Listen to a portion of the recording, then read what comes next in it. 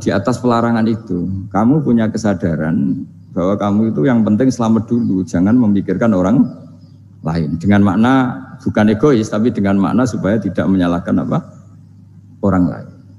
Nah, saya termasuk ya boleh dikatakan kiai lah, yang paling fanatik bahwa semuanya itu harus dimulai dari ilmu. Ya saya ulang lagi, dimulai dari ilmu. Saya cerita sedikit tentang seneng ya, al-farah ya. Dalam manusia itu seneng. Jadi kalau analoginya kita dikasih rumah teman atau mertua atau guru atau siapa saja, hal paling menjengkelkan itu ya sudah dapat gratisan gerutu itu gremeng. Nah ini kita sudah pakai buminya Allah itu gratis, pakai airnya ya gratis, pakai oksigen ya gratis, kok masih gerutu, itu sudah jadi hamba yang nggak benar itu. Jadi bayangkan kalau kita pakai oksigen bayar, pakai buminya bayar, pakai airnya bayar semua, kayaknya kita tidak mampu membayar. Dan kita sama Allah hanya disuruh ikrar, disuruh sujud. Pentingnya ilmu satu bahwa itu akan menjadikan satu perilaku. Misalnya begini ya, dulu itu kiai-kiai Jawa zaman dulu itu berpatokan karena dulu pemerintahan Hindia Belanda, seorang lagi masih pemerintahan Hindia Belanda. Itu dalil yang sering diutarakan itu sebaik-baiknya umara itu yang datang ke ulama, terus sejelek-jeleknya ulama itu yang datang ke umara. Tapi semenjak pemerintahan Indonesia dan kemudian ditandai beberapa tokoh kayak Gus Wahid putra Kiai Hasyim jadi Menteri Agama.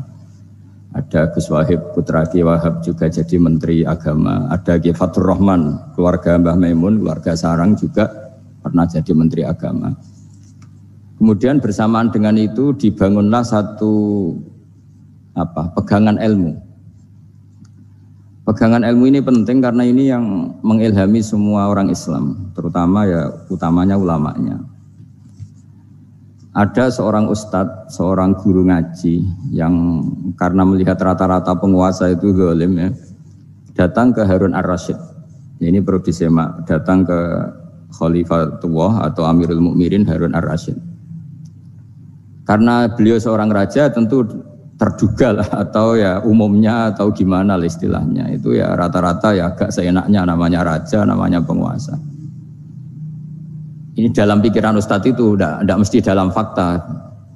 Kemudian si Ustadz itu matur, ya Amirul Mukminin, inni nasihun lak famusyaddidun alaika fala tajidanna fi nafsika syai'an. Saya ini mau nasihati Anda, kemudian saya cara nasihati itu keras. Tolong jangan dimasukkan hati. Dia bilang famusyaddidun alaika. Saya nanti kalau nasihati itu keras sekali. Tolong dimaklumi karena ini penting, karena Anda harus dinasihati secara keras. Tapi sebelum nasihat itu diutarakan, kata Harun ar-Rasyid, karena beliau Bani Abbas dan beliau orang alim, termasuk muridnya Imam Malik. Kata Harun ar-Rasyid, uskut, kamu diam Ustaz. Inna Allaha ta'ala arsala man huwa khairun minka ila man huwa syarrun minni. Wa ma'adhalika yaqulu Allahu ta'ala faqula lahu qawlan layyinan la'allahu yatadzakkaru aw yakhsha. Jadi ini sekaligus etika dan norma ya bagi semua dai di Indonesia dan semua kita. Wahai Ustadz, kamu diam. Allah Ta'ala itu ngutus orang yang lebih baik ketimbang kamu, yaitu Nabi Musa, ke orang yang lebih jelek ketimbang saya, yaitu ke Fir'aun. Itu saja harus pakai etika faqula lahu qawlan layyinan. Kamu harus ngomong yang halus. Jadi intinya ini Harun ar-Rasyid komplain. Kamu itu kalau jadi ustadz ngaji kira-kira gitu.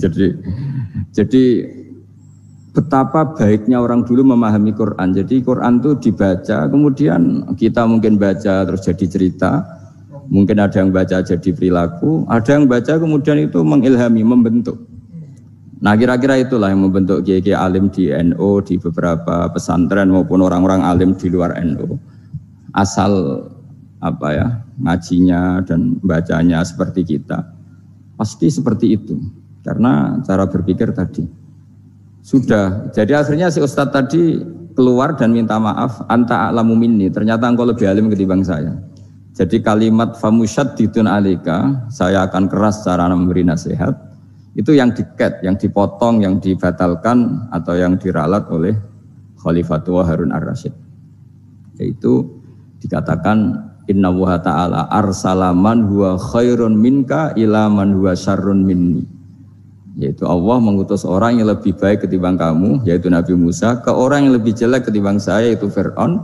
Itu pun harus faqula lahu qaulal layyinan. Cara berdakwah harus dengan kata-kata yang halus, yang lembut, yang indah. Dan dengan kata-kata itu diharapkan la'allahu yatadzakkaru aw yakhsha. Semoga yang didakwai menjadi ingat.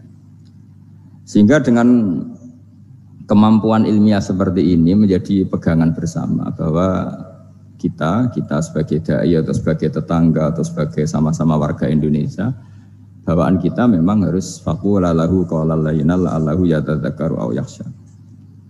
Kemudian dalam disiplin ilmu yang lain, halus itu tidak kuat.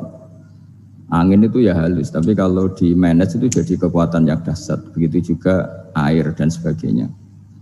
Sehingga tidak perlu khawatir terus kalau dakwah halus itu tidak punya efek yang signifikan. Tidak juga.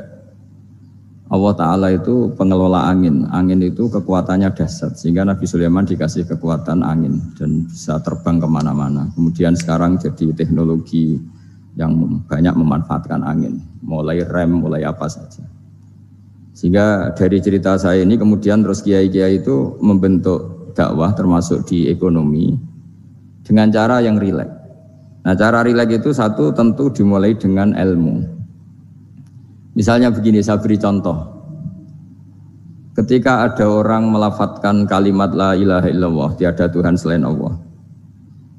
Kemudian kalimat ini mungkin kalau orang NU baca itu rutin ya, karena kiainya kelamaan ya yang ikut sambil tidur ya. Kalau tahlil itu disebut kiai tertentu itu mesti yang belakang wah suwi itu kalau kiai itu lama itu. Nah kiainya juga karena jadi lakon ya kan lebih semangat karena pegang mic. Biasanya gitu di NU itu. Kalau khotib mesti semangat karena yang pegang mic, yang dengerin mesti ngantuk karena monoton gitu. Karena yang mendengerin sudah tahu pasti nyuruh baik meninggalkan yang jelek. Jadi ilmunya sudah disimpulkan dulu. Setiap yang tidur di masjid mesti tak tanya kenapa tidur. Ilmunya ada perkembangan, Gus, nyuruh yang baik, meninggalkan yang jelek. Tapi kalau ilmunya agak ada perubahan kan dengar semua pasti nyuruh yang jelek, meninggalkan yang baik. Karena watak manusia itu agak-agak suka fitnah, itu suka geger. Tapi kalau monoton itu mesti enggak itu. Tapi yang menjadi pegangan kita, saya ulang lagi, itu ilmu dulu. Saya ulang lagi itu ilmu dulu. Saya berkali-kali menyontohkan, kalau ada orang kafir, orang yang tidak bersyahadat 70 tahun, kemudian dia bersyahadat sekali saja di akhir hayatnya. Itu kata Allah, qulil ladzina kafaru iyantahu yughfar lahum ma qad salaf.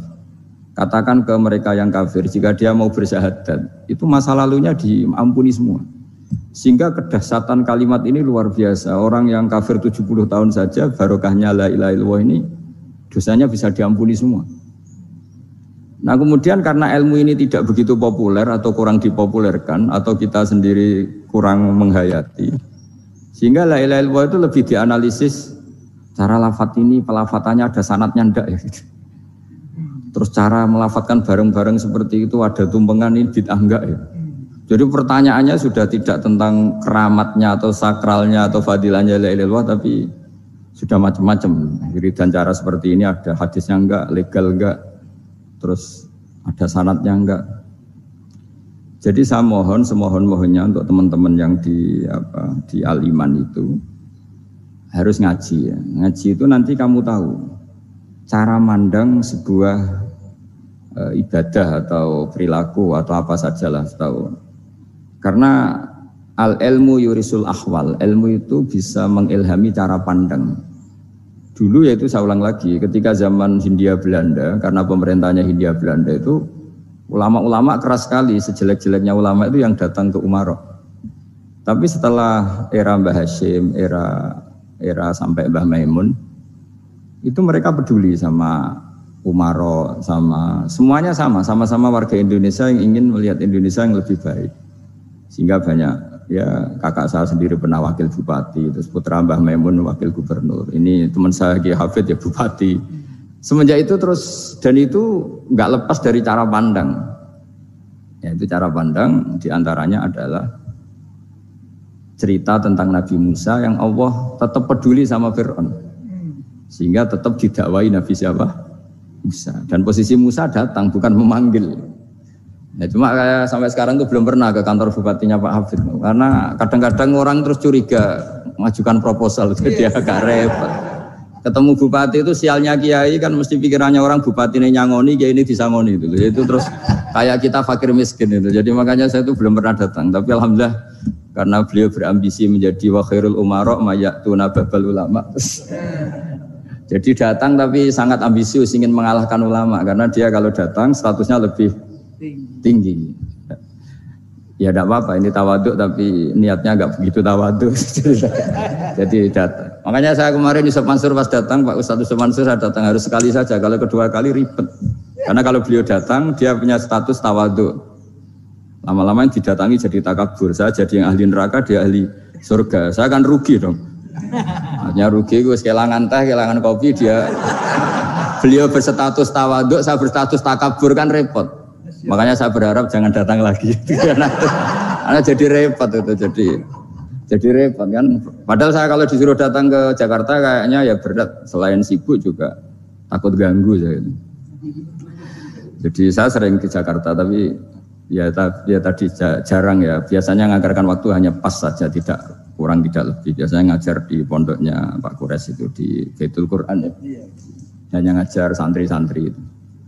Nah, jadi pemahaman Quran dulu itu kata Imam Ghazali, ini sekaligus karena ada Pak Ustadz Yusuf Mansur, itu membaca Quran itu membaca, bukan bercerita. Kalau kamu membaca seperti ini, kunta qori'an, kamu pembaca. Pembaca itu yang mengambil pelajaran. Tapi kalau kamu hanya cerita, itu namanya kunta hakian. Sebenarnya Anda tidak membaca Quran, tukang cerita. Misalnya tadi, cerita Nabi Musa datang ke Fir'aun. Itu kalau kamu hanya cerita, wah dulu itu ada orang namanya Fir'aun, didakwai Nabi yang namanya Musa. Ya itu namanya tukang cerita. Kalau kamu pembaca tidak gitu. Betapa baiknya Allah, orang sengawur Fir'aun saja inginnya Allah masih ingin diselamatkan dengan mengutus Nabi Musa kekasihnya. Itu namanya kunta qori'an, kamu pembaca betul, bukan kunta hakian, kamu tukang cerita. Begitu juga seterusnya tentang Quran ayat-ayat seterusnya. Sehingga yang diharapkan dari pembacaan Quran itu memang kita sebagai ahli baca, ahli mu'tabir ya, ahli yang ngambil pelajaran, bukan tukang apa? Cerita.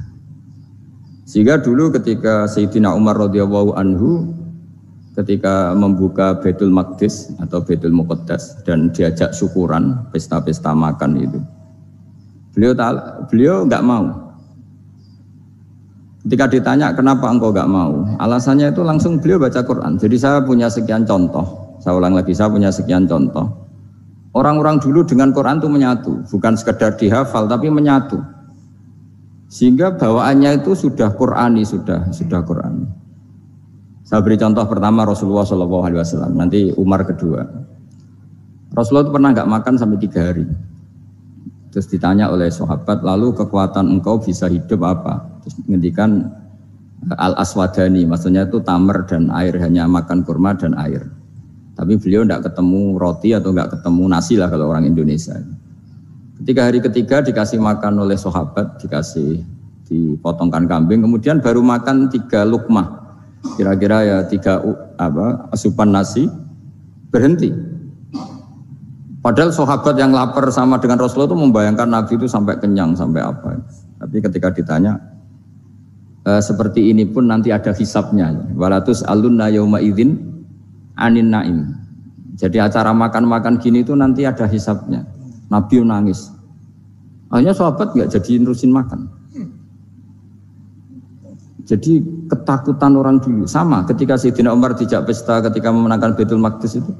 Inna wa ta'ala ayyara qauman. Allah itu mengkritik sebuah komunitas kaum karena apa? Adhabtum thayyibatikum fi hayatikum ad-dunya wastamta'tum biha. Kamu adalah orang-orang yang jatah nikmat kamu sudah kamu habiskan di dunia. Adhabtum itu kalian habiskan jatah kenikmatan kamu di dunia. Wastamta'tum biha, kamu di dunia sudah berpuas-puas. Maka jatah Anda sekarang di akhirat habis. Sehingga Sayyidina Umar enggak mau pesta-pesta karena takut jatah nikmatnya habis. Kata beliau terus astabqi thayyibati, akan saya sisakan sisi-sisi kebaikan saya supaya tidak habis. Corong Jawa itu aja dientek-entekno biar jatahnya masih. Sehingga di dunia kiai itu ya meskipun saya akrab bupati, akrab mungkin wakil gubernur, saya itu ya jarang ketemu. Karena kalau orang Jawa bawaannya ketemu ya makan-makan, guyon-guyon. Aku nak keterusan ras mlebu swarga. Makanya saya pastikan Pak Yusuf Mansur kesini tidak akan saya jamin, biar aja, biar jatahnya masih. Jadi ini bukan karena saya bakhil, biar jatahnya masih. Medit menyelamatkan. Ya, jadi itu ilmunya kiai. Nah, efek dari ilmu ini dahsyat. Kalau Anda berpikir tentang nasib Anda di akhirat, nanti bawaannya juga tidak akan mudah menyalahkan orang lain. Tidak akan menghakimi orang lain karena sibuk dengan dirinya sendiri, tapi tidak dengan makna egois, tapi makna orang baik itu siapa? Orang yang sibuk dengan aib pada dirinya, dengan kekurangan pada dirinya, saking sibuknya mikir aibnya sendiri, tidak sempat mengoreksi aibnya orang lain. Itu awal ilmu. Ilmu itu tidak dimulai dari larangan. Kalau larangan karuan, tidak termasuk ahli surga orang yang suka mengadu domba, tidak termasuk orang baik yang cari kesalahan orang lain. Itu namanya pelarangan. Tapi ilmu itu di atas nahi, di atas pelarangan itu. Kamu punya kesadaran bahwa kamu itu yang penting selamat dulu, jangan memikirkan orang lain. Dengan makna bukan egois, tapi dengan makna supaya tidak menyalahkan orang lain. Nah, saya termasuk ya boleh dikatakan kiai lah, yang paling fanatik bahwa semuanya itu harus dimulai dari ilmu. Ya saya ulang lagi, dimulai dari ilmu. Nah, dari sini kemudian saya berharap Indonesia menjadi damai, menjadi baik. Itu bukan karena kita baik-baik banget, ya tidak mungkin kita ada nabi, tapi karena sudah sibuk dengan memikirkan kesalahan diri sendiri. Sehingga misalnya kita baca Quran, Rabbana dzalamna anfusana, lalu kita langsung ingat betapa hubungan kita dengan Allah itu harus ikrar dulu, merasa zalim dulu, merasa salah dulu. Nah, kalau semua orang merasa salah di depan Allah itu mesti bawaannya enggak mudah menyalahkan orang lain, karena kita bilang Rabbana dzalamna anfusana. Nah, itulah ilmu-ilmu yang mungkin banyak pembaca Quran tapi hanya baca, atau kalau baca ini tok disebut al-haqi, ahli cerita. Yang dibutuhkan tuh al-qari', pembaca kemudian mu'tabir, kemudian mau beriktibar. Seperti yang dilakukan tadi Harun Ar-Rasyid tadi. Inna wa ta'ala arsala man huwa khairun minka ila man huwa syarrun minni wa ma'adzalika yaqulu wa ta'ala faqula lahu qaulal layyin. Ini kamu tidak usah memaksakan musyaddid keras sama saya, karena Allah Ta'ala telah mengutus orang lebih baik ketimbang kamu, yaitu Nabi Musa, ke orang yang lebih jelek ketimbang saya, yaitu Fir'aun. Itu saja harus beretika, faqula lahu qaulal layyin la'allahu yatadzakkaru aw yakhsha. Dan alhamdulillah bawaan kita sebagai orang Timur atau orang Jawa itu kalau mau ngandani orang itu halus sekali. Di antara bentuk kehalusan kata-kata diceritakan di ayat lain.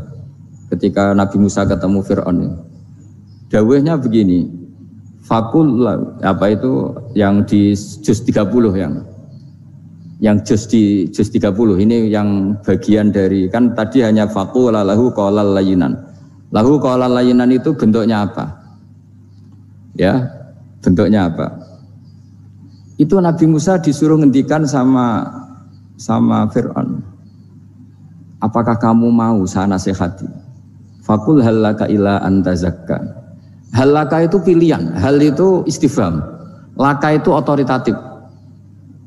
Jadi betapa santonya kalimat itu, faqul halaka ila antazakka. Jadi kalau dimaknani model Pak Hafid, model saya ngaji di sarang itu, halaka onoto iku kedue sira, berhak bagi kamu, berhak bagi Anda. Apakah Anda berhak loh mendapat nasihat supaya Anda jadi orang yang lebih baik? Halaka ila antazakka. Jadi tidak kalimat perintah, tapi kalimat pilihan. Apa engkau mau saya beri nasihat? Wah dia ka ila rabbika fatakhsha. Dan saya beritahu kamu tentang Tuhan, dan kemudian kamu menjadi orang yang baik, fatakhsha, orang yang punya khasyah, punya. Jadi kayak apa kalimatnya itu? Napa jenengan kerso? Itu kalau orang Jogja, orang-orang daerah-daerah yang berada nyugui tamu itu kan Ayo makan-makan. Itu kan kayak tamunya itu kelaparan. Masa Pak Yusuf Mansur kelaparan? Tidak mungkin kan. Masa Ustaz terkenal kelaparan kan tidak mungkin itu. Monggo, nopo jenengan ngersakno. Karena bisa saja tamunya itu tidak kerso. Mungkin karena darah tinggi, mungkin karena takut dianggap fakir miskin. Macam-macam kan orang tidak. Itu kalimatnya itu halaka ila anta zakka. Kayak apa indahnya dakwah. Halaka ila anta zakka. Itu ada kata laka itu ya terserah jenengan mau enggak? Wa ahdiyaka ila rabbika fatakhsha. Nah, itu yang disebut membaca. Kunta qari'an la hakian. Anda benar-benar membaca Quran, bukan sekadar pencerita. Nah, kemudian ini yang terakhir saya juga baru, sebenarnya saya itu enggak pernah bilang sanggup itu, tapi Pak Ustadz Zakaria itu GR terus. Sampai tadi pagi itu saya belum tahu kalau ada acara ini. Ya karena saya kiai, jadi kalau kiai itu kan ingatnya sama Allah saja. Kalau sama manusia itu rontok-rontok lali gitu. Itu bukan memaksa, ya memang lupa. Sejauh mana sih pentingnya manusia kan tidak penting cara ilmu tasawuf itu. Tapi karena ini titipan Rasulullah SAW terus menjadi penting kan. Dititipi umat gak jenengan itu yang sudah ngaji ngatur kiai ribet itu. Kiai ini biasa ngaji kan, kiainya yang ngatur santri ini enggak. Pak Yai ngaji tanggal ini jam ini. Itu kan mengabaikan semua aktivitas kiai. Padahal jam ini mungkin saya punya jam. Mungkin jalan-jalan atau ngaji atau mutolaah atau munajat. Gara-gara Pak Zakaria ini kan terus Mas Tamam ini yang provokasi. Harus ngaji di jam ini, tema ini. Saya itu kalau ngaji ditentukan tema itu, ini memang saya agak keras di bab ini. Itu kayak ibarat gini loh. Saya ini dokter, kemudian ada orang yang sakitnya itu jantung, terus bilang ke saya, Pak dokter sembuhkan kukul saya. Wong penyakit ekstrimnya itu jantung, kok bila disembuhkan apa? Kukul. Kan gak penting, sembuh tidak sembuh, kukul itu kan gak penting, jerawat itu. Kiai itu tahu kesalahan paling fatal manusia itu akidah. Jadi kadang-kadang mintanya ilmu yang tidak akidah, yang gak penting. Jadi kadang-kadang kiai itu ya digurui betul kalau di Indonesia itu. Misalnya, ini tidak nyindir loh, memang marah betul kalau di bab-bab seperti ini. Tapi ini biar jadi ilmu masif, ilmu yang general. Saya ulang lagi ya, Anda jadi dokter, tahu pasien Anda ini penyakit jantung kronis atau sudah fatal lah sudah. Terus orang itu bilang, Pak Yai, itu Pak dokter, tolong obati kulit saya supaya tidak jerawatan. Kamu bilang ini orang aneh enggak? Aneh kan? Nah, kiai juga gitu.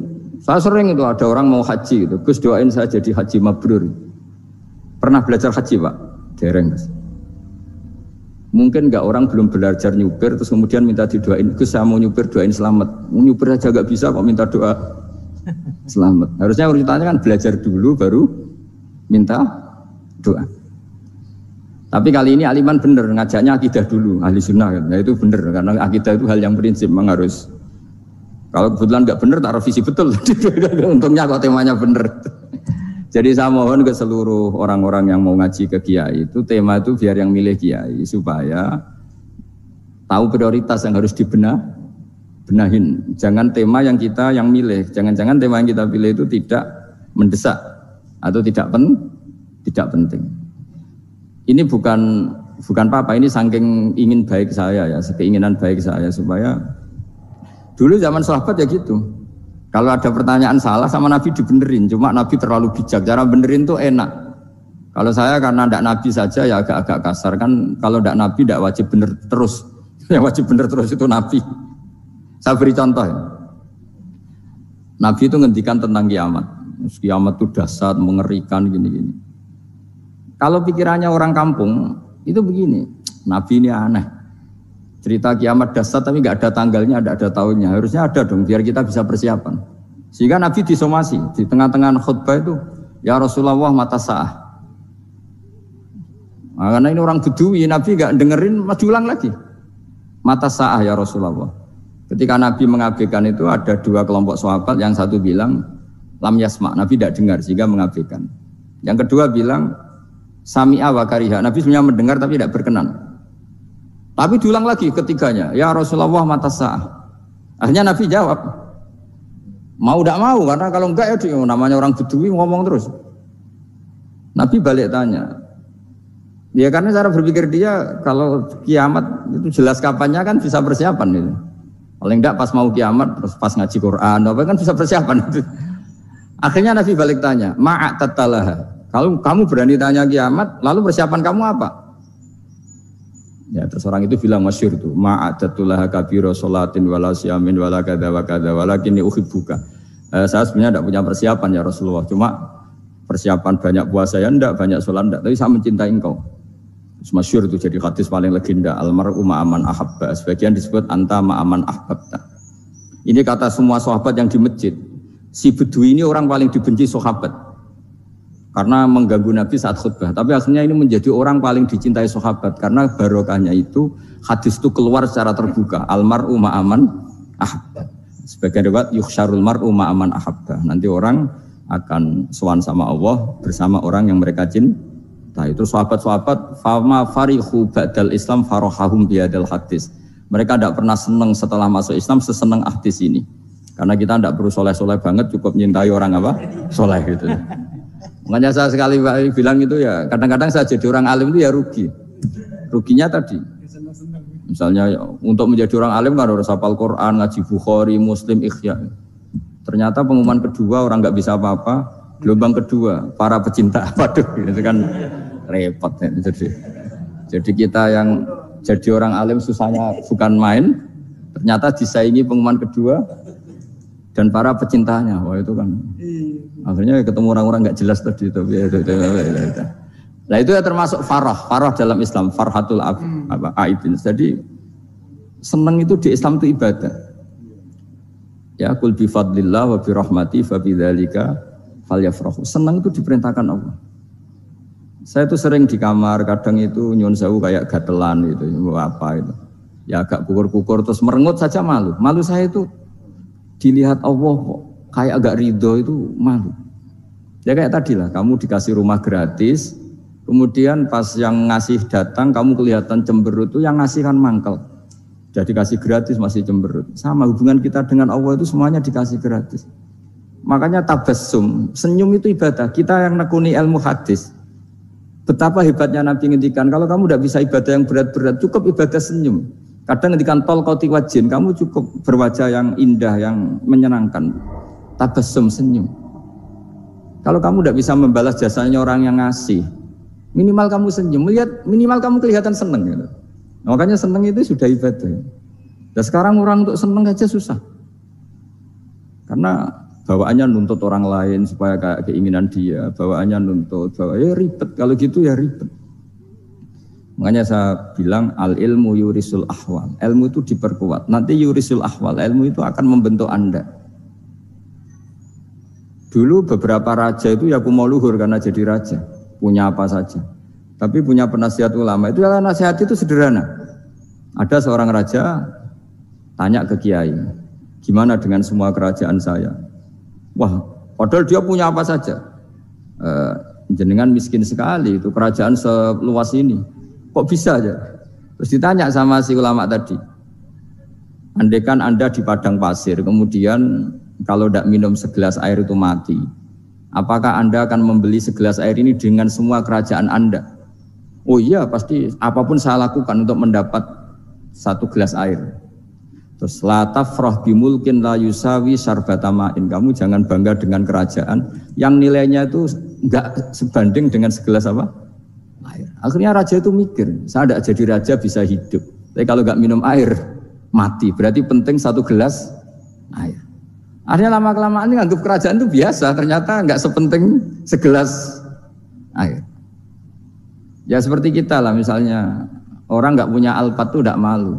Tapi kalau nggak punya celana itu malu. Kamu mau punya alpat tapi nggak punya celana? Kan nggak mau.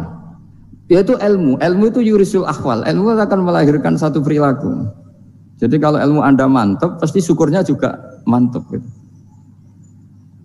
Ya makanya saya termasuk kiai yang selalu mendorong pentingnya ilmu. Bahkan kata Sufyan Ats-Tsauri ngendikan saking pentingnya ilmu ada kata fa'lam annahu la ilaha illallah. Dimulai kata fa'lam. Dan saking pentingnya ilmu itu setiap nabi itu status permanennya itu hanya satu, mengajar. Rabbana wab'ats fihim rasulam minhum yatlu 'alaihim ayatik, membacakan ayat-ayat Allah sampai wa yu'allimuhumul kitab, mengajarkan kitab wal hikmah.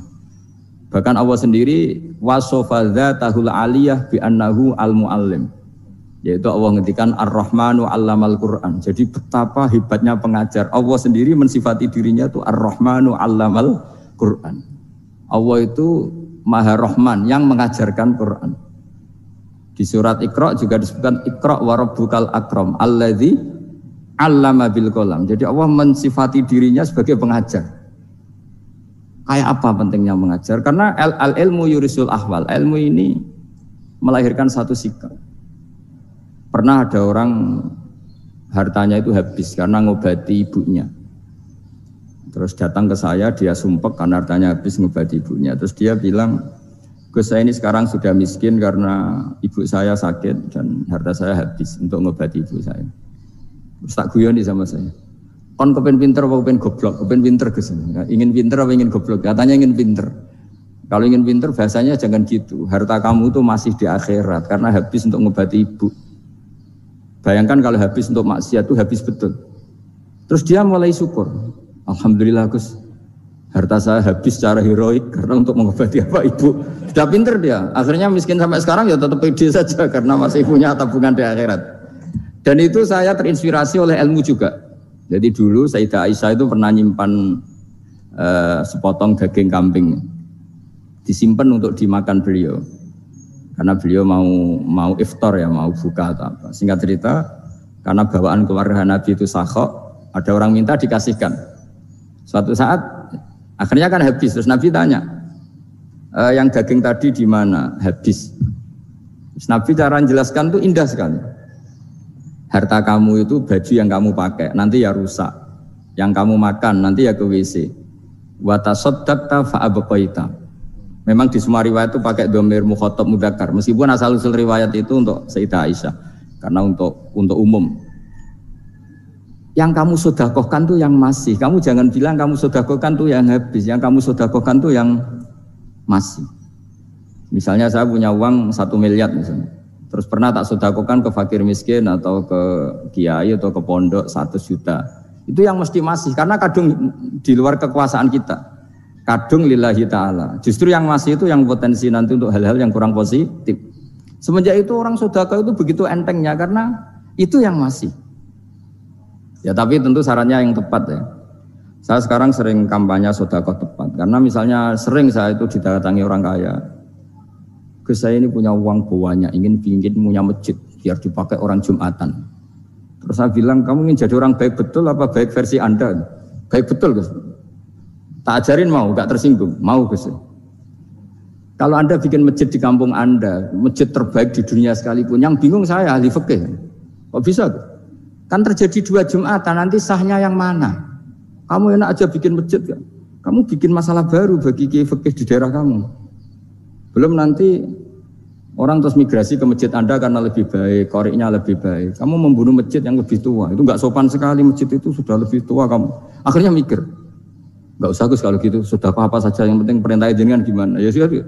Jadi sedekah itu juga harus dibina supaya kalau orang kan bisa saja kan uang 100 juta itu untuk fakir miskin manfaat, ternyata untuk masjid yang sifatnya aksesoris, untuk lampu yang kristal yang mahal-mahal bukan yang pokok.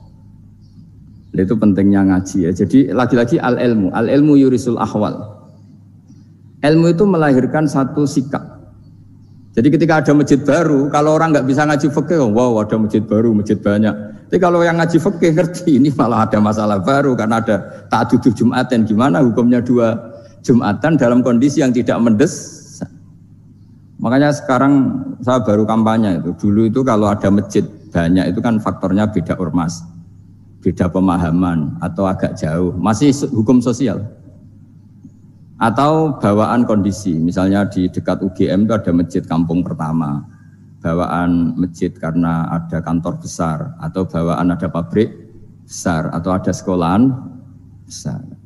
Tapi sekarang itu ada pertanyaan baru, ada masjid baru karena ada orang kaya ingin bikin masjid, itu gimana itu hukum? Nah, tapi kalau orang nggak nekuni fikih itu ya langsung wah bagus untuk bangun masjid. Bagus piye kene sing kangelan memfikihkan tadi. Lah itu ilmu. Jadi kalau yang tidak nekuni fikih itu ya tidak tersiksa, tapi yang nekuni fikih itu pasti tersiksa karena seperti itu tadi. Ya, jadi saya mohon di antara cara kita dakwah secara damai itu dimulai dari Rabbana zalamna anfusana. Itu dipakai Nabi, di redaksinya diganti dengan makna supaya kita per individu matur Allah apa ini zulam tu nafsi zulman kabiron katsiran. Nah, bawaannya orang mengaku zalim, mengaku salah itu kan sudah tidak sempat mikir salahnya orang apa lain. Dan dari sini kemudian dia jadi orang yang tawadhu, yang ubudiyah, yang macam-macam. Sehingga Nabi itu bukan dianggap ya, pasti penjelas terbaik. Terus Allah meredaksikan wa ma tuqaddimu li anfusikum min khairin tajiduhu indallah. Apa saja kebaikan yang kamu sudah berikan untuk Allah sampai akhirat itu ya pasti kamu temukan di akhirat. Terus yang terakhir saya beri contoh orang peminta-minta, sa'il. Itu Sayyid Ali Zainal Abidin kalau ada orang minta-minta terus dikasih, misalnya dikasih ya 100.000 atau 50.000 atau 10.000 sesuai kemampuan yang memberi, itu marhaban biman hamala zadi ilal akhirah. Saya terima kasih ya, gara-gara kamu minta uang saya jelas sudah sampai akhirat. Coba kalau di rumah bisa saja untuk hal yang tidak positif. Jadi bawaannya itu cara pandang itu rubah. Jadi sebenarnya kalau kita ngasih uang di masjid, ngasih kiai atau ngasih fakir miskin, ya uang itu yang masih, bukan yang habis. Yaitu watasoddaq kata fa'abqaita, yang kamu berikan itu hakikatnya yang masih. Karena sudah ada kamu otak-atik lagi, makanya disebut wakaf. Sebenarnya wakaf itu dulu secara makna lughat, saya ulangi secara lughat. Maknanya itu sudah berhenti, wakafun maknanya berhenti. Nah, sedekah itu dari kata sedekah maknanya benar. Orang yang sering sedekah berarti imannya benar. Orang yang uang sudah diberikan berarti dia sudah terputus, wakaf berhenti dari hubungannya dengan dia. Sudah dikasihkan berarti selesai. Sehingga wakaf dan sedekah itu sebenarnya maknanya saling melengkapi. Kemudian orang-orang fikih karena ada disiplin ilmu tertentu, wakaf itu untuk sedekah yang permanen, yang abadi, kemudian sedekah untuk infak. Tapi itu kan hanya istilah-istilah dalam disiplin ilmu. Sebetulnya kalau pakai ilmu yang umum, sedekah ya bisa disebut wakaf, wakaf ya bisa disebut apa? Sedekah. Karena maknanya sedekah itu wakaf. Wakaf itu apa? Qat'u raqabatil malik an hadal mal atau an malih. Hubungan pemilik harta ini terputus dari harta itu. Jadi misalnya saya sudah wakaf tanah ini ke masjid, sudah diterima. Buat saya kepikiran gadekan atau menjual sudah tidak bisa, sudah berhenti di situ saja hubungan saya dengan kepemilikan harta itu. Makanya disebut apa? Wakaf. Dan kalau saya wakaf berarti menunjukkan kebenaran iman saya karena sudah menafkahkan sebagian harta untuk Allah Ta'ala. Disebut sodik, sodak. Makanya bahasa Arab itu gampang ya, kalau sodal qof, sodako. Orang kalau bayar mahar disebut sodak karena menunjukkan cintanya. Teman yang setia disebut sodik karena ya benar dalam berteman. Abu Bakar disebut as-siddiq karena sangat membenarkan kanjeng Nabi dan seterusnya dan seterusnya. Saya akan cerita sedikit tentang tradisi hujjah. Dulu ulama itu kelihatannya sederhana, tapi kalau berargumentasi itu hebat. Tadi Gus Zofur menyebut kitab Mbah Hasyim itu mengharamkan kentong. Beliau masyhur itu punya kitab namanya Al-Jasus an Tahrimin Nakus. Intinya kentong itu haram. Secara dalil ini meyakinkan sekali karena ketika Rasulullah rembukan sama sahabat, kita dengan apa memaklumatkan orang kalau waktu sholat masuk? Ada sahabat yang usul pakai kentong. Dzakalin Nasoro itu Nasrani. Ya pakai buk itu semacam trompet besar. Dzakalil Yahud. Kemudian ada yang usul kalau gitu api ya Rasulullah, dzakalil Majus. Sehingga dari hadis itu Mbah Hasyim berpikir kentong itu haram. Tapi Mbah Fakih Mas Kumambang itu mengkritik Mbah Hasyim dengan ngarang kitab Hazur Ru'us an Tahrimin Nakus. Jadi beliau ngomentari kitab itu sambil geleng-geleng kepala. Kitab kok keliru nih nganti ngono. Itu jadi cara pikirannya siapa Ki Fakih. Kentong di Indonesia itu kanggo wedhus dicolong gitu. Pos kampling gitu. Kalau ada banjiran ya kentong, ada maling ya kentong. Jadi nggak ada persamaan sama sekali dengan kentong yang milik orang apa? Nasrani. Sehingga di pondok saya itu ada kentong tapi jelek sekali. Karena itu satu-satunya cara supaya beda dengan kentong yang di gereja. Kalau elek kan mirip kentong di pos kampling. Itu ya agak-agak ilmiah sedikit. Dulu ceritanya Gus Zofur itu saya teruskan. Itu singkat cerita, itu kalau yang di kejadian di Termas itu Mbah Dimyati sudah nyuruh semua kentong disembunyikan karena mau ada Mbah Hashim. Cerita itu mukarror di Kiai Fakih sama di Kiai Dimyati Termas. Setelah kentong dikumpulkan semua, Mbah Hashim datang, seneng, ngiranya Syekh Dimyati ini sependapat dengan beliau, yaitu sama-sama nggak ada kentong. Tapi setelah itu ada santri yang matur, Mbah Dim pun beres kentong pun kula delikno sedanten.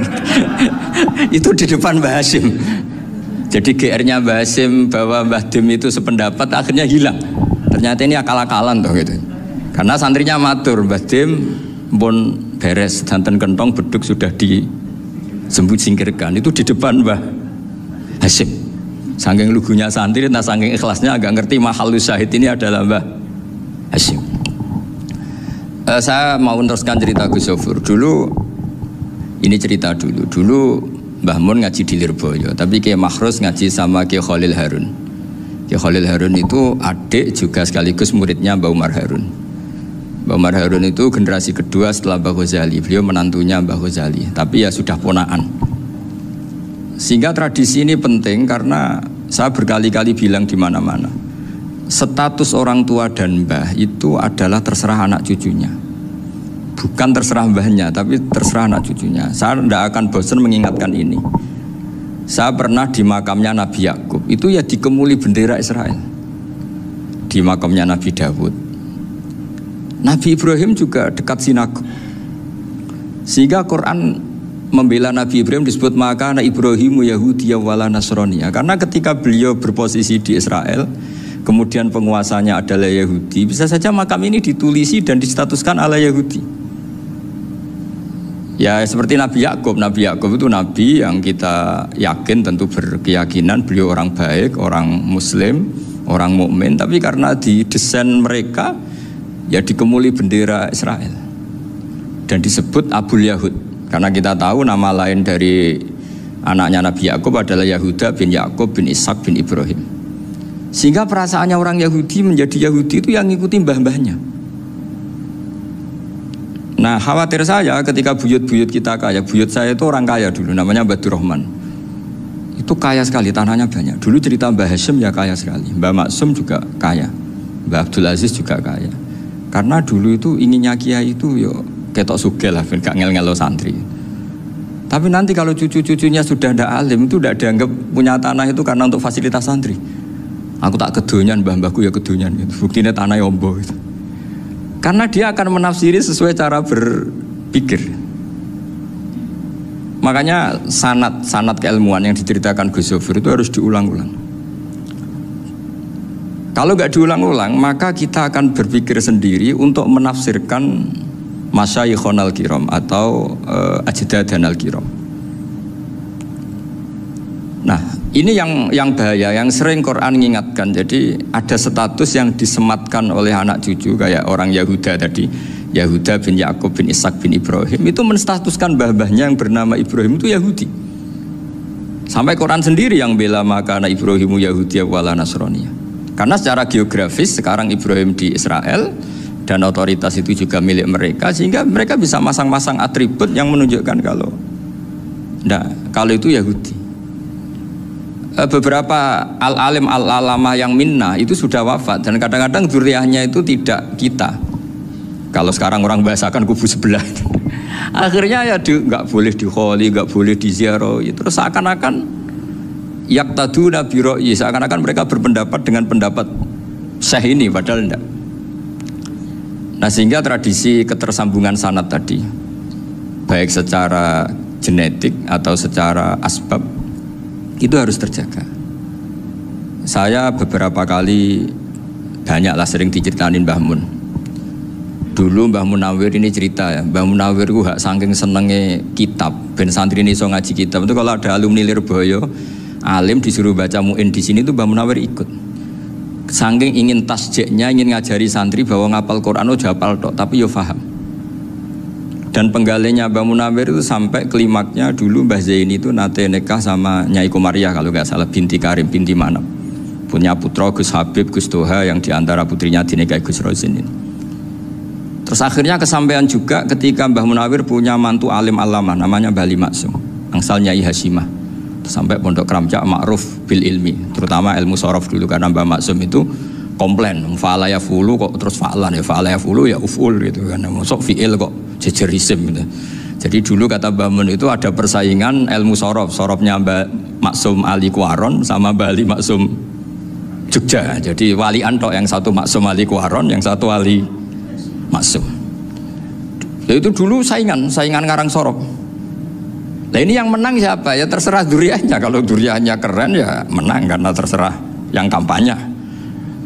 Saya bayangkan adekan Mbah Zubair tidak punya anak sealim Mbah Mun, mungkin kalau Mbah Zubair juga tidak sewow kalau punya putra Mbah Mun. Karena saya berkali-kali bilang kalau dalam syair Arab itu kama takarroma, kadang dilafatkan kama tasyarrofa bi Muhammadin adnanu. Orang berpikir Adnan itu siapa? Itu karena ada Nabi Muhammad SAW. Orang mencari-cari Mbah Mun itu mencari Mbah Zubair karena ada Mbah Mun. Orang mencari Mbah Dahlan karena ada Mbah Zubair. Wong kok alime ngono iku bapake sapa? Wong kok alime ngono iku putune sapa? Tapi kalau kita ini sudah ndak alim, ini orang sudah nggak tertarik nyari-nyari leluhurnya karena dianggap selesai. Jadi yang dengan tanda kutip yang menghabisi mbah-mbahnya itu ya mesti cucunya itu.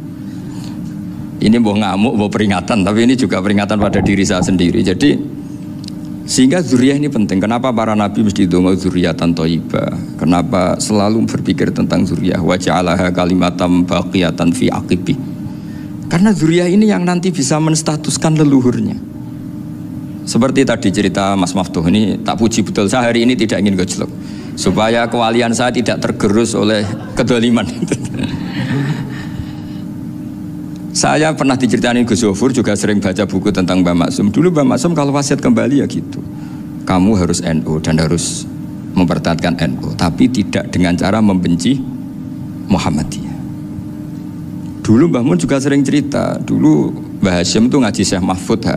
Nah Mbah Ahmad Dahlan dulu namanya Darwis sering ngaji sama Syekh Khotib Minangkabau. Zaman itu Syekh Khotib sudah modern, sudah ikut gerakan Abdu, gerakan Almanar.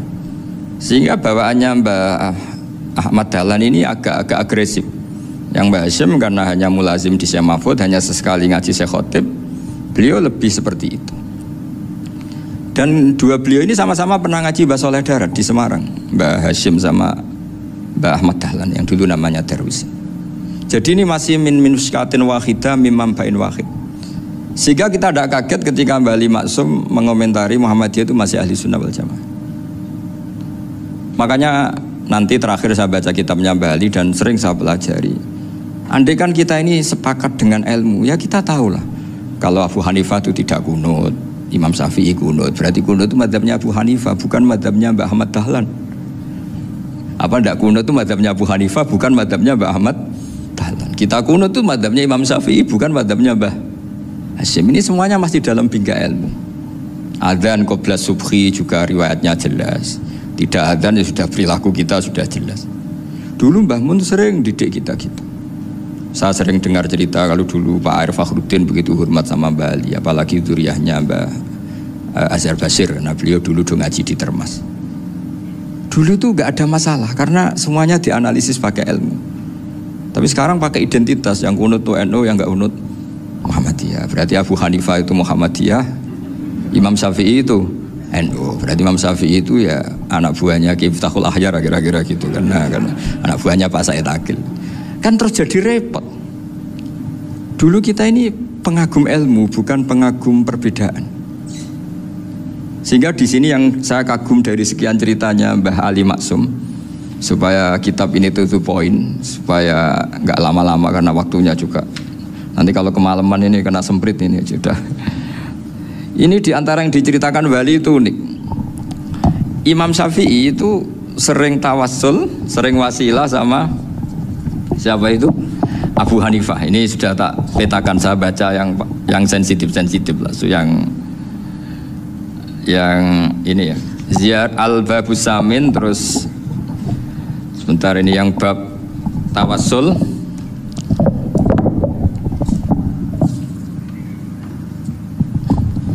Ini halaman 90, mungkin santri-santri Kerapjak bisa ngecek lagi di kitab Hujjatul Ahli Sunnah. Ketika cerita tawassul, di antara yang diceritakan Mbah Ali Maksum adalah perilaku ya, bukan sekedar statement tapi apa? Perilaku. Perilakunya Imam Syafi'i atau ahwalnya kalau bahasa halusnya, yang selalu ke makamnya Abu Hanifah untuk tawassul. Padahal Imam Syafi'i itu orang yang secara ilmu sering ngeritik Abu Hanifah.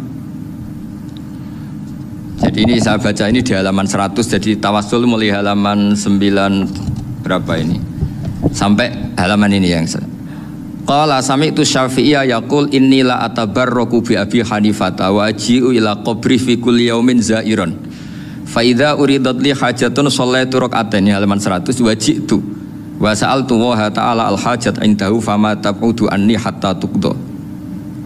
Kanal Imam Syafi'i ayyama huwa bi Baghdad yatawassalu bil Imam Abi Hanifah yaji'u ila dorihi fayusallimu alaihi wa yatawassalu ila Allah bihi fi qada'i hajati. Terus wa yatawassalu Imam Ahmad bi Imam Syafi'i. Jadi di antara yang diceritakan Mbah Ali Maksum itu betapa Imam Syafi'i yang terkenal sering mengkritik Abu Hanifah dalam tatanan fikih karena beliau tidak percaya ada istihsan. Abu Hanifah berpendapat adanya istihsan, dan kita tahu lah ikhtilafu Syafi'i wa Abu Hanifah itu besar sekali. Tapi beliau itu tahu Abu Hanifah itu orang yang sangat soleh. Abu Hanifah itu kalau ketemu sama orang yang utang beliau itu yang lari bukan yang utang Abu Hanifah, karena takut orangnya itu izin.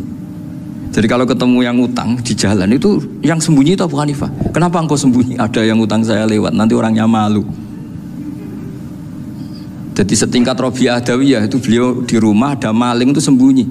Ditanya kenapa engkau sembunyi? Malu, gak ada yang dimaling. Malu sama malingnya karena serumah itu gak ada barang yang layak dicolong itu. Itu Robiah dia sembunyi. Itu yang bisa niru itu Abu Hanifah. Jadi wali-wali besar ini ternyata saling menghormati dan saling tawassul. Nah saya berharap tawassul ini bukan sekedar perilaku sosial, tapi memang ada sanadnya. Sehingga terus diceritakan Bali di sini dulu istaqa Umar bil Abbas. Kata siapa tawassul harus dengan Rasulullah SAW? Dulu istaqa Umar bil Abbas. Sayyidina Umar itu tawassul istisqa dengan Sayyid Abbas. Padahal kita tahu Sayyid Abbas ini tidak nabi. Terus beliau cerita sampai Imam Syafi'i tawassul sama Abi Hanifah. Sehingga gak ada perdebatan, itu kan Umar. Kalau Umar kan ada jaminan boleh diikuti karena beliau sahabat. Bali cerita tentang Imam Syafi'i yang tawassul dengan Abu Hanifah. Seargumentatif itu. Maka saran saya kepada alumni Kerapyak, santri-santri Kerapyak, karena saya hanya berani ngomong sama santri Kerapyak, sama mas saya hanya ada berani kalah sepuh. Itu tradisi keilmuan itu harus dijaga dengan hujjah dan dengan tadwin, dengan pembukuan. Saya punya sekian cerita ya, misalnya dulu kita mungkin iskal itu janggal. Kenapa sih orang Islam tukaran sama orang Islam itu? Sehingga di antara doa Nabi yang enggak dikabulkan Allah, enggak boleh dikabulkan sama Allah, enggak boleh, bukan berarti enggak mustajab. Redaksinya famana aniha, memang enggak boleh. Redaksinya bukan falam yastajib lahu tapi famana aniha. Di Al-Marrah As-Salisa ini Nabi dilarang, yaitu melarang umat Islam itu jangan sampai tukaran sama umat Islam sendiri. Itu kata Allah, ya tidak bisa kata Allah, kalau itu tidak saya kabulkan. Itu dulu guru-guru kita nyontohkan sederhana. Kira-kira kalau saya tukaran wek Gus Zofuru, Mbah Mun luwih ikhlas dibanding ditukari wong liya. Nek ana kakak ditabuk adik, wong tua luwih ikhlas dibanding ditabuk tangga. Barokahnya membaca kita lebih mentoleransi. Kalau ada Mbah Hashim dikritik Mbah Fakih Mas Kumambang, kita ikhlas itu. Tidak dikritik guru PAUD, itu kan. Atau dikritik orang-orang yang nggak bisa ngaji. Artinya ternyata keliru kita bilang kiai kok tukaran. Justru bagus kiai tukaran dibanding kiai dikritik guru PAUD atau dikritik orang-orang yang nggak bisa baca kitab. Akhirnya barokahnya baca kita menjadi tahu. Dulu Mbah Mun sering cerita, ini masih cerita silsilah ya. Jadi Mbah Ali Maksum tadi kita tahu di antara guru besarnya Mbah Ali Maksum tentu Mbah Mahfud Termas. Beliau adalah adik dari Kiai Mahfud Termas. Mbah Dimyati ini adik Kiai Mahfud Termas. Itu punya saudara namanya Abdul Razak, juga punya saudara namanya Dahlan. Itu yang membawa Thariqah Syadziliyah di Solo Raya yang sekarang alhamdulillah diteruskan Gus Wafi.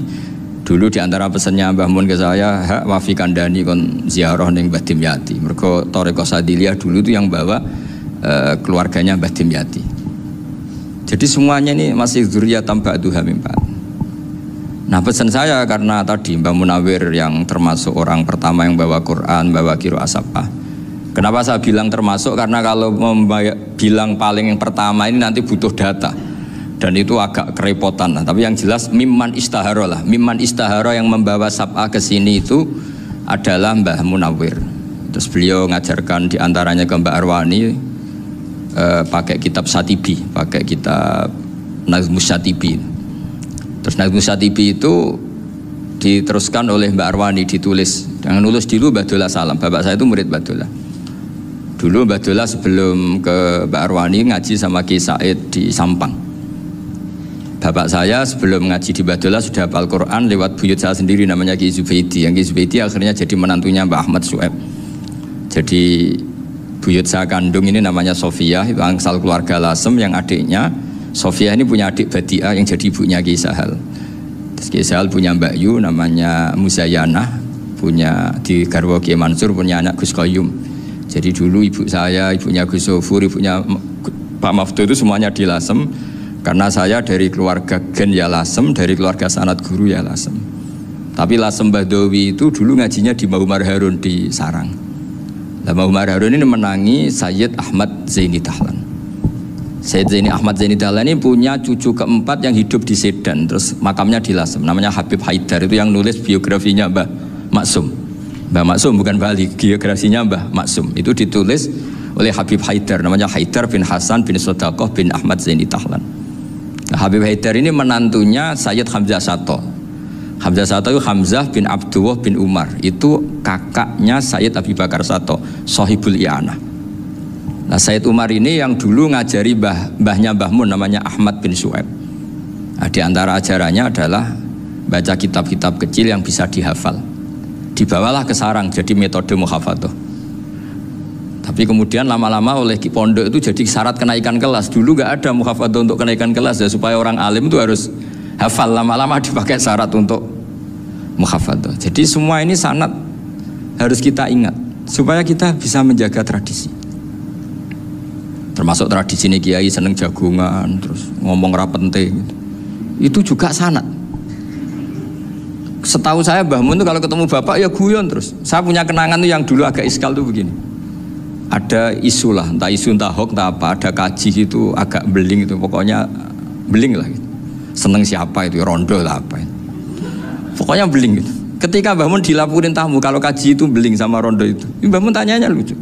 Lo ayu no cung, wayu banget Mbah. Wayu. Itu bapak juga bakas ayu nih.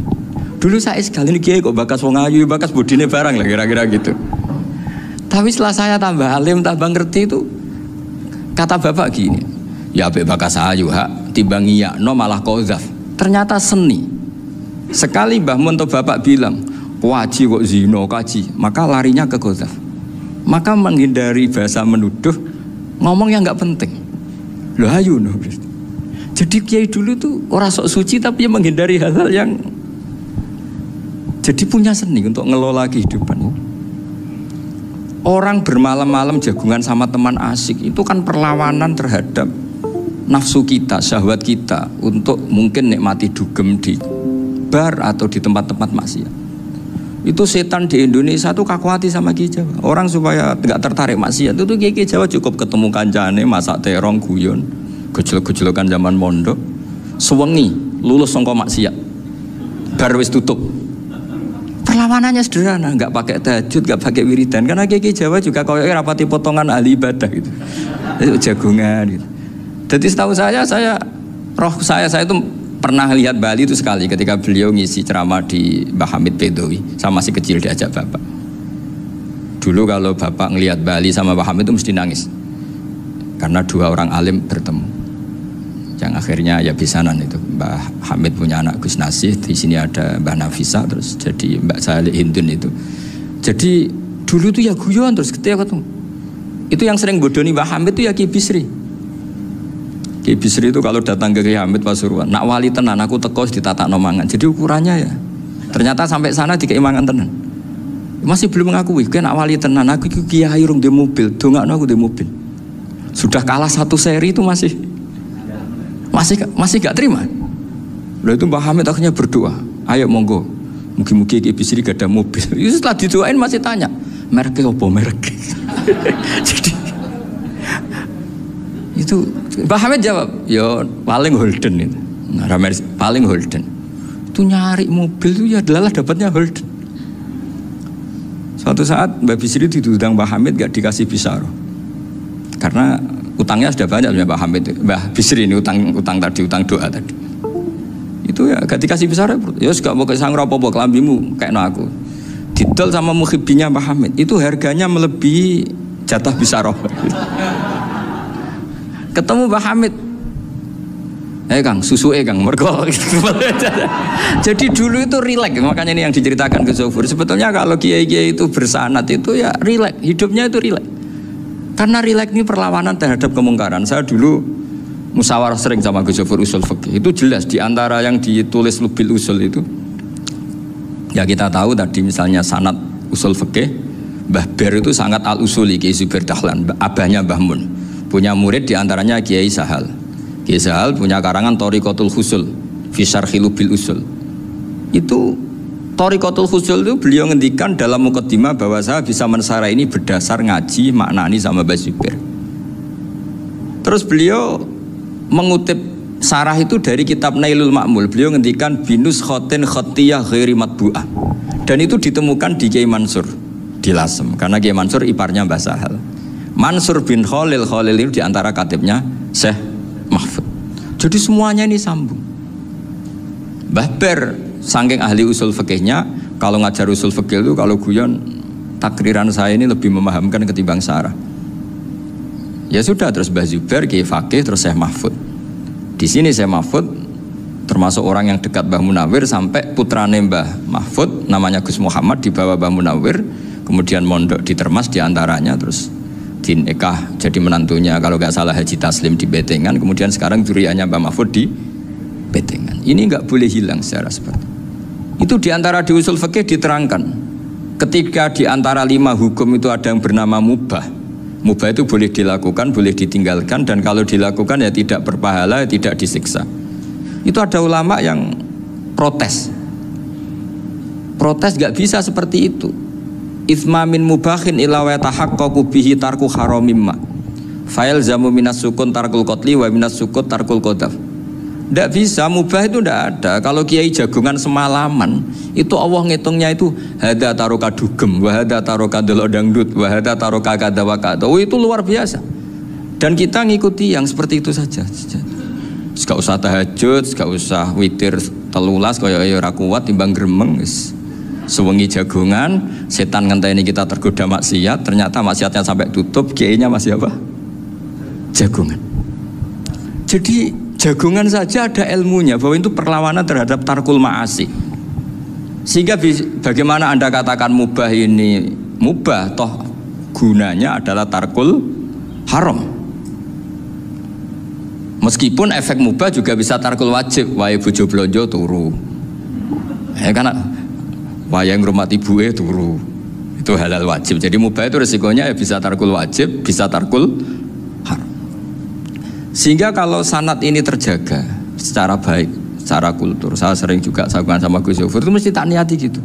Jagungan wong alim kuwi ibadah, dan menikmati ibadah adalah dabul auliya wa dabul ulama. Kata Imam Ghazali, pada akhirnya waqud buhadatin al istilzat bil mubahat. Kata Imam Ghazali, pada akhirnya qutbu hadaddin, madaru hadaddin, pokok dari agama ini adalah melawan kemaksiatan dengan kita menikmati al-istidzat bimubah. Kita menikmati sesuatu yang dibolehkan Allah Subhanahu wa taala. Dan seperti ini itu bisa qasmu dhuhri syaitan, bisa menghancurkan punggungnya setan. Karena kalau melawan setan dengan ibadah ini kadang kita capek selain isra potongan. Tapi nak kangkang neng komplek H gitu jagungan mbek kancane, ngenang melarate, bawa ngenang ora sekolah, ramunggah kenangan, sing ramunggah diarani istiqomah. Itu kan diarani tulus zaman, kok sing munggah dianggap kesusu. Saya ini punya pondok Quran, kalau ada yang hafal 3 tahun mesti digojolkan saya ini. Gak apik kesusu itu. Kesusu itu mesti tidak barokah karena tergesa-gesa apa? Hatam. Sehingga yang nggak hatam-hatam itu kayak partai mayoritas. Ini yang partai tulis zaman katanya. Ahli sobri katanya. Akhirnya di pondok gara-gara itu mau guyon, tapi nggak ada stigmasi yang nggak naik. Di pondok sarang itu saya punya temen itu banyak yang sekelas dengan saya, sekelas sama Gus Kamil, akhirnya sekelas dengan Gus Sofur. Padahal saya ini kakak kelas. Saya temannya Gus Kamil, temannya Gus Sofur. Ini anak ini nggak pernah naik. Itu nggak dinyek, nggak dicibir di pondok. Karena guyonan tadi, guyonan bahwa ini bagian dari bentuk apa? Istiqomah. Nanti yang goblok juga tenang. Karena kiainya cerita, kadang santri goblok ya barokah. Di sini pondok akeh santri ya ora tau sinau ning omah dadi kiai gede. Selalu kiainya tuh cerita seperti itu. Akhirnya sing goblok ya bangga dengan kegoblokannya. Iya, jadi kiai itu orang yang meskipun guyon ini barokahnya Masya Allah.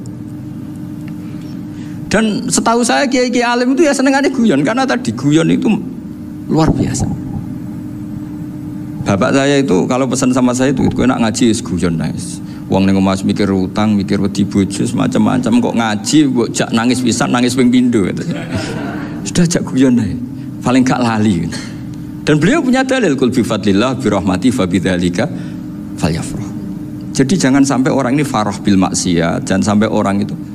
Dan ini yang saya kenang dari sekian cerita murid Bali. Mbah Ali Maksum ya senangane guyon. Gejol-gejolkan mbek santri guyon. Ini saya maklumatkan ke semua santri beliau bahwa ini bukan sekedar guyon, tapi al-istildad bil mubahat. Ini adalah perlawanan terhadap setan karena banyak orang bisa senang tuh kalau nunggu maksiat. Ini bisa senang dengan sesuatu yang tidak maksiat. Itu kayak apa hebatnya? Makanya Nabi itu kalau ketemu sahabat ya sering ngendikan yang ringan-ringan. Ya Umar ma'afalan duher jong mana piye ije. Kalau ketemu anak kecil ya. Nanti ketemu yang tua-tua yang sudah nggak bisa mikir, ya tetap riang. Sehingga ada cerita dalam sebuah tafsir. Ya saya ulang lagi, ada cerita di sebuah tafsir. Kenapa Nabi Musa ditanya Allah, wa matil kabiyaminika ya Musa. Ma'ana wa ta'ala a'lam. Tentu Allah sangat tahu yang dibawa Musa itu apa. Karena Allah tahu Nabi Musa itu grogi. Orang dipanggil Bali Maksum pasti grogi, santri dipanggil Mbah Mun pasti grogi. Kenangan saya setiap dipanggil Mbah Mun ya mesti tanya yang ringan-ringan, wis sarapan ha. Arung sarapan ya sarapan. Pas sarapan ya kan tanduk mangan sing enak, wong santri ora tau mangan enak. Ya enggak pernah ngomong yang penting, ngendikan yang penting. Nah, karena Nabi Musa ini grogi, ini sebagian tafsir. Itu ditanya yang ringan, sahaga iku nggawa apa? Karena pertanyaannya ringan, Nabi Musa juga ringan. Ya Nabi Musa itu sampai lali, iku pangeran sing ya'lamu sirra wa akhfa. Diterangno. Niki tongkat Gusti. Gunane kathah Gusti tongkat iki. Qala ya aso ya atawakkau 'alaiha wa ahusyu biha 'ala ghanami wal ya fiha ma'arifu ukhra. Oh, tongkat Gusti niki penting Gusti. Nggih nak. Nggih macam-macam lah Gusti. Atawakkau 'alaiha wa ahusyu biha 'ala ghanami kangge menghalokan wal. Masih terangno terakhir dan yang lain-lain Gusti. Wal ya fiha ma'arifu ukhra. Sehingga akhirnya rileks. Karena Nabi Musa terus ngerti. Ternyata ketemu pangeran itu gak seserem yang saya bayangkan gitu. Pertanyaannya ringan. Itu ada ilmunya. Tapi cerita ini yang versi tafsir ini tidak yang seperti di Manaqibul Ghazali. Di beberapa kitab tentang Manaqibul Ghazali diceritakan di alam roh Nabi Muhammad SAW itu yubahi bi ummati, saking yubahinya sampai ngendikan ulama ummati ke anbiya Bani Israel. Ulama umatku itu pinternya atau statusnya itu mirip-mirip lah. Kaf itu ya mirip-mirip kayak ulamanya nabinya Bani Israel. Akhirnya Nabi Musa itu tersinggung sekali, bagaimana mungkin ulama disamakan dengan apa? Nabi. Sehebat-hebatnya ulama itu kan tidak akan yabluhu darajatan nubuwah atau yartaqi la darajatin nubuwah. Itu akhirnya ya kalau kamu nggak percaya panggil. Yang dipanggil Imam Ghazali. Ya Nabi Muhammad juga gak mau kalah gitu. Kalau manggil ulama RT ya kalah keok gitu. Akhirnya Imam Ghazali datang, ditanya sama Musa, Mas muka, nama kamu siapa? Ana Muhammad bin Muhammad Al-Ghazali At-Tusi Asy-Syafi'i. Itu disebut panjang sih. Nabi Musa guyu-guyu. Kamu ulama kok ngomong yang gak penting, ditanya namanya kok penjelasannya sepanjang itu, dianggap itu satu kesalahan. Masa tanyanya nama kok ditanya Jawabnya Muhammad bin Muhammad Al-Ghazali At-Tusi Asy-Syafi'i, kepanjangan itu. Ketika Nabi Musa agak mencibir, agak gimana gitu, terus Imam Ghazali, kalau ini masalah, lebih masalah jenengan. Apa itu? Yang tanya jenengan tuh Allah ya'lamu sirra wa akhfa, dan Allah hanya tanya wa ma tilka biyaminika ya Musa. Harusnya jenengan jawab asoya titik, bukan kepanjangan. Atawakkau 'alaiha wa asyubiha itu kepanjangan. Allah tanya yang di bawah kamu itu apa? Yang di tangan kamu. Harusnya jawabnya hanya asoya. Tapi kenapa penjelasannya sepanjang itu? Sampai terakhir waliya fiha ma'aribu ukhra. Terus pinter tenan kayak gitu. Terus ada Nabi Musa terus bilang, ya pinter tenan aja gitu. Padahal kita tidak pernah GR seperti itu, kan kebetulan Imam Ghazali gitu. Kalau yang lain mungkin ya keok lah kira-kira gitu. Tapi ini cerita dalam khazanah keilmuan. Benar yang dikatakan Gus Zofur. Saya termasuk orang yang pernah mondok Lirboyo Pasanan. Jadi setelah saya disuruh nemani Gus Kamil, tahun berikutnya Gus jenengan disuruh.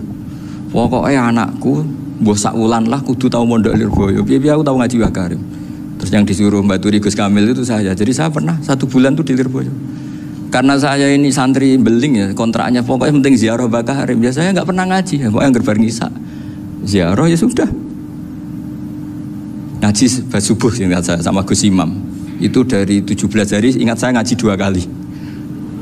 Tapi kalau ziarah ke Bakarim sudah lupa jumlahnya karena memang kontraknya disuruh ziarah. Sampai seperti itu.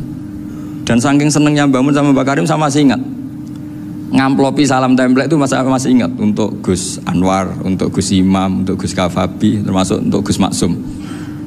Itu malam-malam saya dijak ngamplopin. Zaman itu saya masih ingat selawewu.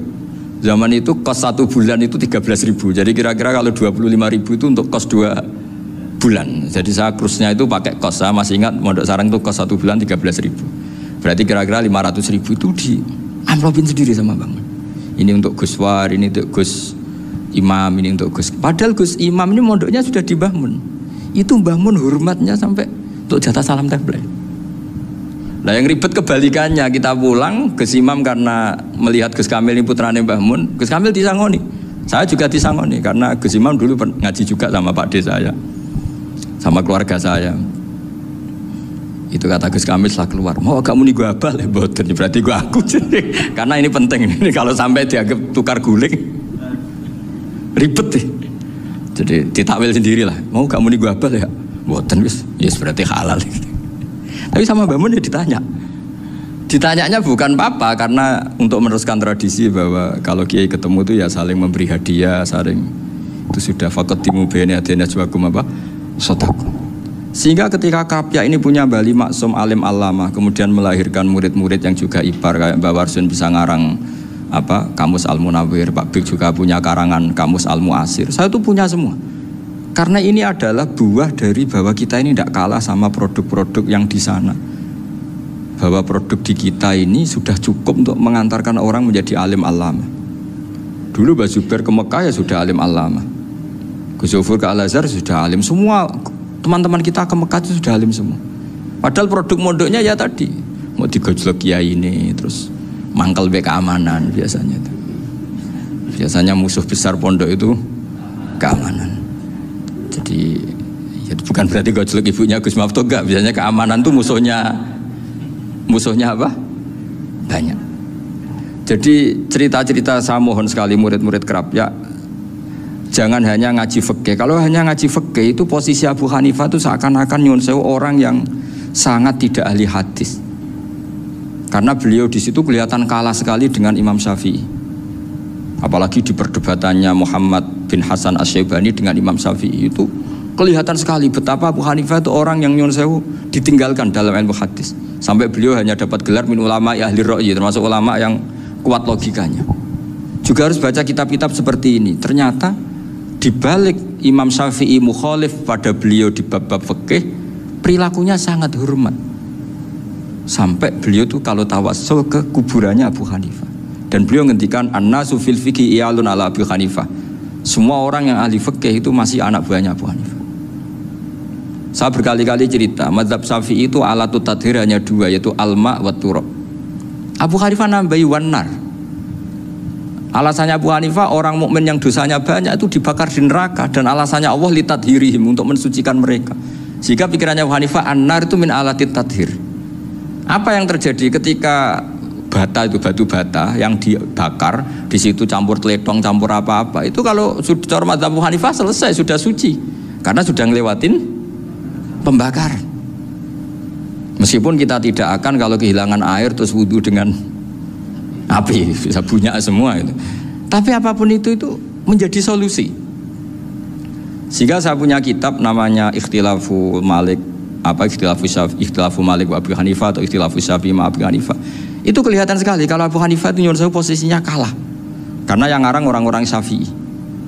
Tapi kalau melihat kitab-kitab kewalian, misalnya di kitab Mizan Kubro ini juga sering disebut itu Mbak Ali Maksum tentang Imam Sa'roni.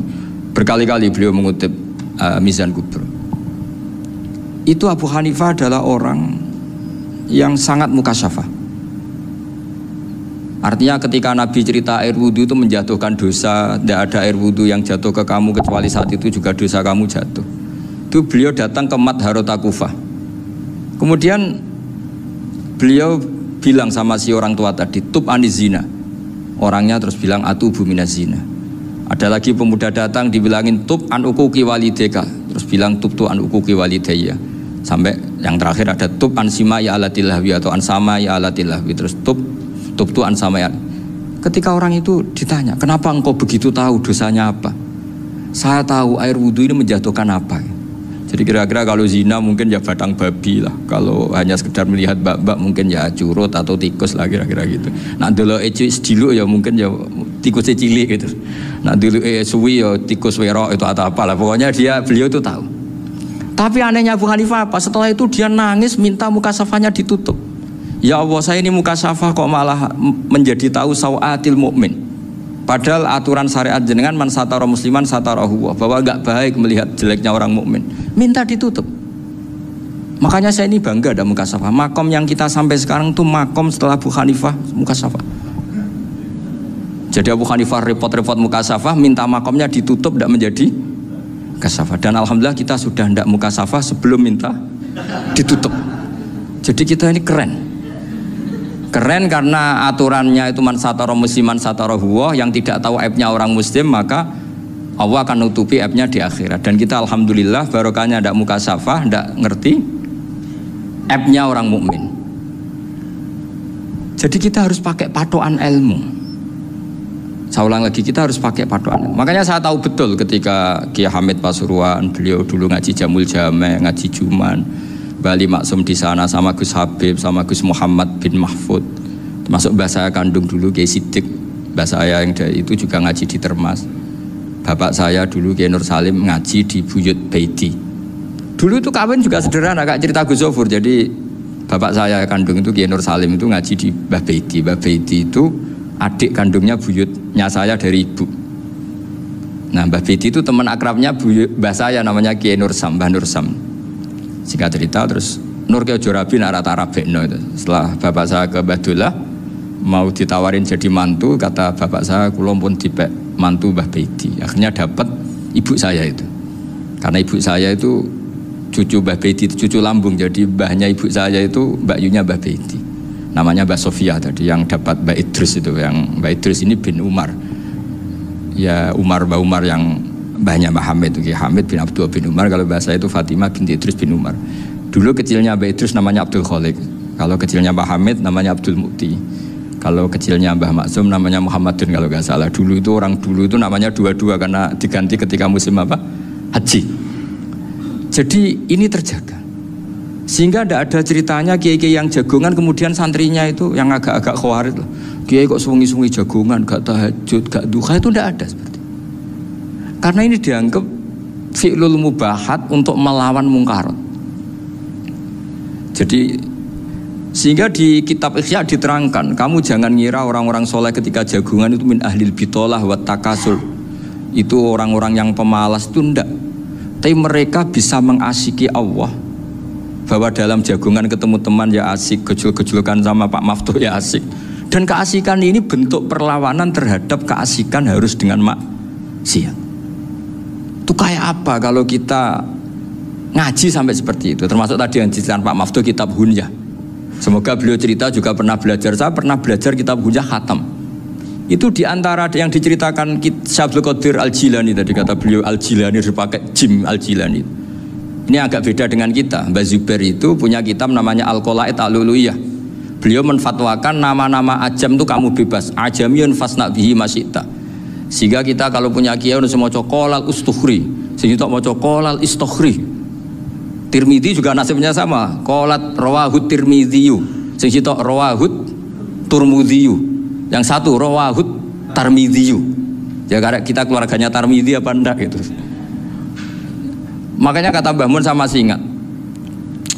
Kata cerita Gus Zofur tadi adabnya Gus Zofur itu cerita tentang keluarga ibunya. Padahal keluarga ibunya juga orang-orang soleh yang luar biasa. Itu kata Mbah Mun, kowe roh jenenge Imam Bukhari tahu ya. Jenenge sapa? Saya nyebut Muhammad bin Ismail bin Ibrahim bin Mughirah bin Bardasbah. Lah iya Bardasbah mbok waca Bardisbah yo. Lah cara kene mbok Parmin mbok Parlan. Jadi Bardisbah mbok Bardasbah iku cara kene yo Parmin mbok. Iku ora Mbah Fadl Senori dadi kabeh diwaca Arab. Jenenge Mbah Umar Harun. Dhisik yo wong Sarang Mbah Harun mbok kira nang yo ora roh, wong dhisik yo wong kuno. Jadi kalau versi Mbah Fadl termasuk yang pertama bikin nasab Mbah Maksum itu tulisannya Mbah Fadl yang dikutip Habib Haidar tadi. Ya saya seperti Gus Zofur juga mencari-cari hubungan ulama-ulama di Jawa itu Mbah Mun itu kalau bicara mbahku orang sing jenenge Kiai Serut. Kalau ditulisannya Mbah Fadl itu Syaraf. Jadi Mbah Fadl itu fanatik orang-orang alim itu ditulis Arab. Kalau Mbah Mun itu Jawa.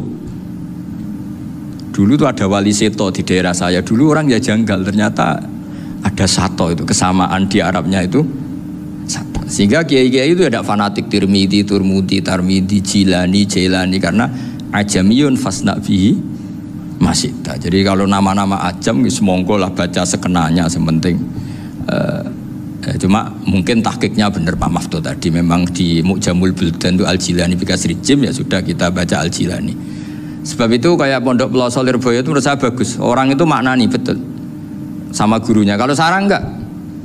Kalau Pondok Lirboyo, pondok yang tadi ternyata keluarga Mbah Munawir sini pernah bisanan yaitu Mbah Zaini pernah nikah sama Nyai Komariah ya kalau nggak salah, punya putra Gus Habib ya, Pak Toha dan sebagainya. Itu betapa hubungan pondok Quran sama pondok kitab dulu itu nggak pernah terputus. Bapak saya setelah hafal Quran itu dulu ngaji Mbah Zubair. Jadi bapak saya sering ngutip Mu'en apa, padahal bapak saya itu terkenal tuh, beliau cita-citanya itu saya ingin hafal Quran kayak hafal Fatihah. Beliau itu sampai 10-nya sekali. Karena beliau inginnya hafal Quran kayak hafal Fatihah. Termasuk murid terbaiknya Mbah Dullah bapak saya. Itu ya ngaji kitab. Sehingga kata Mbah Mun, jadi Mbah Munawir de mantu Bali Maksum. Itu ya sudah dipenggali. Sudah dipenggali dituruti pangeran. Lahirlah seorang Bali Maksum yang membawa. Tadi dulu itu ya Gus Muhammad yang ngaji di Termas, nanti Mbak Arwani sebelum ngaji di sini ngaji di Tebu Ireng. Sehingga Mbak Arwani bisa ngarang kitab. Beliau ngarang kitab tentang Sab'ah. Faidul Barokat namanya. Ya nulisnya ya fasih ya. Saya punya tulisan tangannya Mbak Arwani itu banyak. Saya juga punya tulisan tangannya Mbak Hasyim Asy'ari ketika nyurati buyut saya yang di Damaran itu pakai bahasa Arab. Jadi dulu itu Mbah Ali Maksum juga sama. Surat-suratannya dulu sama tokoh-tokoh Muhammadiyah ya bahasa Arab. Nah ini harus kita dengar dari abna dari bahwa Mbah Maksum kemarin yang diceritakan Gus Zofur di Khol Mbah Maksum, kue kudu belo NU, kudu tetap NU, tapi bukan dengan cara membenci Muhammadiyah. Tadi Pak Maftuh menguatkan sanad itu dari Pak Atabik bahwa Muhammadiyah termasuk ahli sunnah wal jamaah. Karena sama-sama tidak sabus sahabat, sama-sama ikromus sahabat dan sama-sama bermadhab. Nah soal akhirnya ada beberapa yang serapati seneng ngaji ini yang agak ribet. Tapi kamu tidak usah ngeritik Muhammadiyah agak seneng ngaji, kayaknya juga sama kita nggak seneng ngaji juga banyak itu. Jadi kalau ngeritiknya masalah itu kan kita ya agak-agak sama.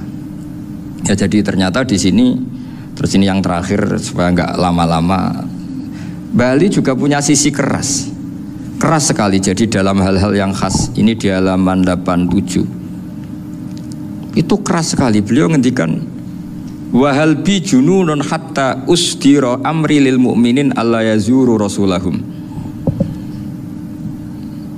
Jadi ketika saya tadi sudah bilang bahwa beliau sering muji Ibnu Taimiyah dalam banyak hal, tapi dalam banyak hal juga beliau mengkritik Ibnu Taimiyah ketika menafsirkan la tusaddur rihal illa ila salasati masajid.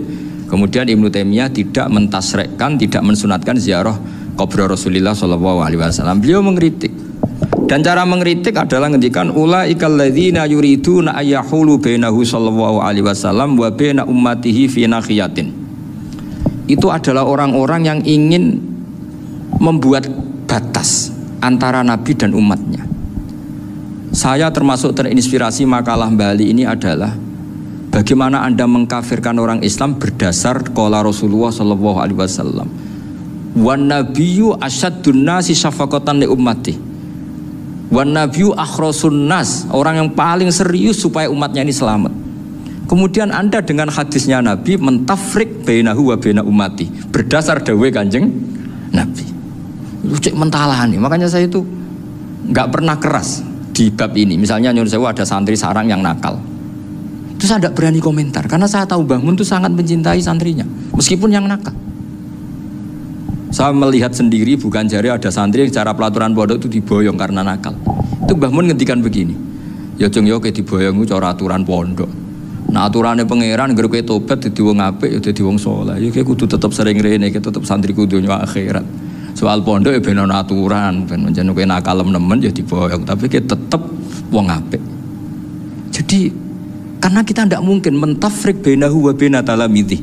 Kita tidak mungkin mentafrik baina nabi wa baina ummati karena nabi adalah apa? Asyaddun nasi syafaqatan li ummati. Sampai saking sayangnya nabi itu ngendikan syafaati li ahlil kabair min ummati. Lho koyo apa baiknya Nabi? Ora melok nakal, ora melok maksiat, tapi melok nanggung swargane. Iku waktu gali sampean wis kowe utang gak apa-apa, bangkrut gak apa-apa, sing nyaur bapak. Gua sampean ngono top tenan. Anake yo ngawur tenan maksudnya itu, tapi top tenan. Lah Nabi ku umate sing dosa iku umate, Nabi sing nyuwun sewu, cara Jawane sing kangelan nyafaati. Karena Nabi gak boleh dipisahkan dengan umatnya. Makanya kata Bali Maksum ulaikal ladzina yuriduna ayyahulu bainan nabi wa baina ummati. Itu mereka adalah orang yang ingin memisahkan Nabi dengan umatnya. Nah, masa kita ngafirkan umatnya Nabi berdasar dawuh Nabi? Itu kan sama, saya benci santri Anwar berdasar dawuh Mbah Mun, padahal orang tahu semua begitu sayangnya Mbah Mun terhadap santrinya. Sama juga kamu